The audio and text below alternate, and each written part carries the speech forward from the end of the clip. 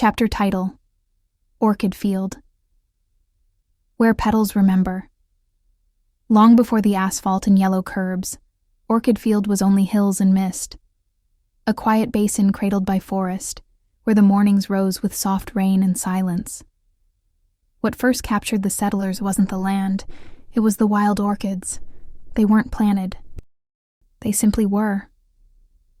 Spilling from the trunks of rimu trees, resting on rocks, trailing from branches like forgotten lace. No two were alike. Some clung to bark like secrets.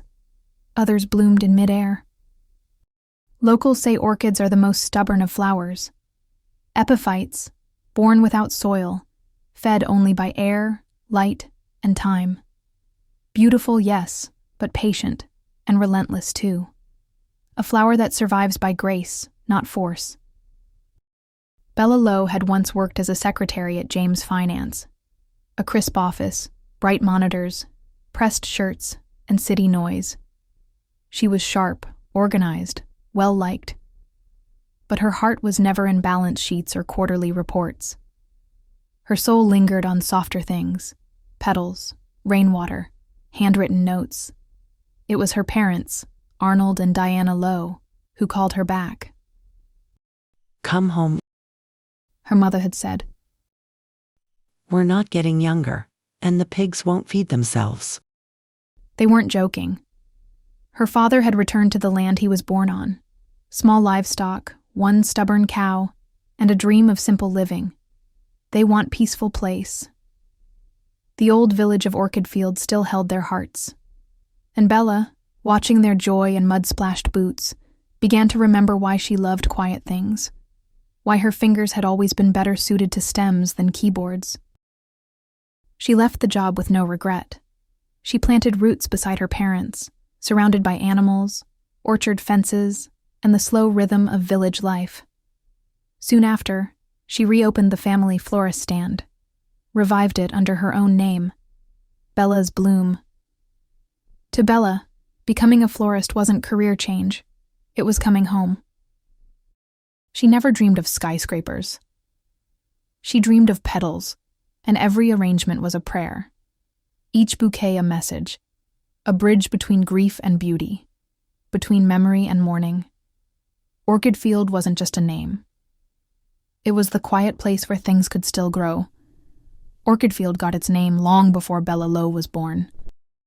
Back when early settlers found wild orchids climbing the trunks of kahikatea and rimu trees, they said it was a sign of grace, fragile beauty growing in the rough.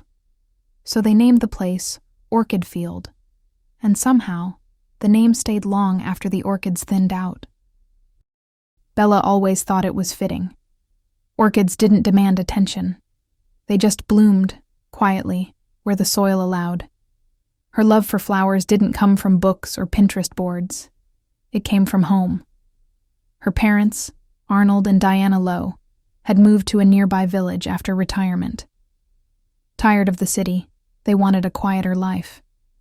They raised sheep, pigs, and a few stubborn cows on land, dotted with foxgloves and dandelions. They asked Bella to come with them, to trade the fast-paced office life for muddy boots and open skies. But she had other plans. "I don't belong behind a desk." She told her father one evening. "But I don't belong in a barn either." She smiled then. "I belong where the flowers are." She left her job as a secretary at James Finance, not with regret, but with relief. Her parents supported her choice. After all, she'd inherited more than just her mother's green thumb. She'd inherited her sense of grace, of care, of patience, and her father's quiet practicality. Marrying Alex Flowers, the cabman with strong shoulders and soft eyes, only strengthened her roots. She didn't take his name officially, but Bella Lowe Flowers became a poetic way to sign off cards and notes. It reflected everything she cherished: her past, her love, and her work. So while her parents lived in a small village nearby, feeding animals and watching sunsets over paddocks, Bella lived in the heart of Orchidfield, wrapping stories into stems, petals, and ribbons. Every bouquet she made carried more than fragrance. It carried memory,